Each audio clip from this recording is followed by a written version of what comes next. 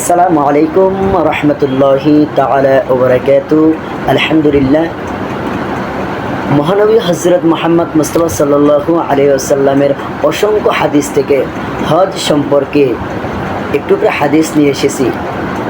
নবী আলাইহিস সালাতু ওয়াসসালাম ইরশাদ করেন, মান মালাকা যাদাউ ওয়া রাহিলাতান তুবাল্লিগুহু ইলা বাইতিল্লাহ ওয়া লাম ইয়াহুজ্জা ফালা আলাইহি আইয়ামুতা ইয়াহুদিয়া ওয়ালা নাসরানিয়া।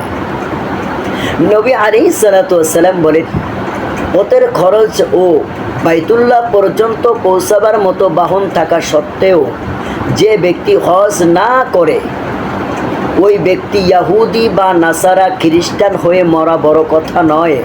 অর্থাৎ এমন ব্যক্তির ঈমানের উপর মৃত্যুর সম্ভাবনা অত্যন্ত সংকীর্ণ।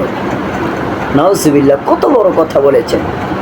যার কাছে টাকা আছে, পয়সা আছে, বাহন আছে, অথবা আগের দিনে কারো উট ছিল, ঘোড়া ছিল, এইগুলো যানবাহন থাকা অবস্থায়ও যে ব্যক্তি হজে না যায় সে ব্যক্তি ইয়াহুদি খ্রিস্টান হয়ে যদি মারা যায়, আমি নবীর তাতে কিছু যায় আসে না।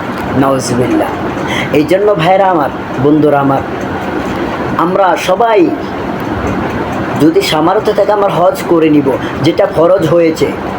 এই বছর আপনার কাছে টাকা আছে, পয়সা আছে, আপনি হজ করেননি, আপনি বলেছেন যে আমি আগামীতে হজ করব। কিন্তু আগামী বছর টাকা আর ছিল না, কিন্তু আপনার উপর হজ কিন্তু ফরজ, এটা থেকে গেল। কাল কিয়ামতের ময়দানে আল্লাহর কাছে জবাববিহীন করতে হবে। এই জন্য আল্লাহ সুবহানাহু ওয়া তাআলা আমাদের সকলকে হজ সামর্থ্য থাকলে হজ করার তৌফিক দান করুক। আমরা বলি আমিন।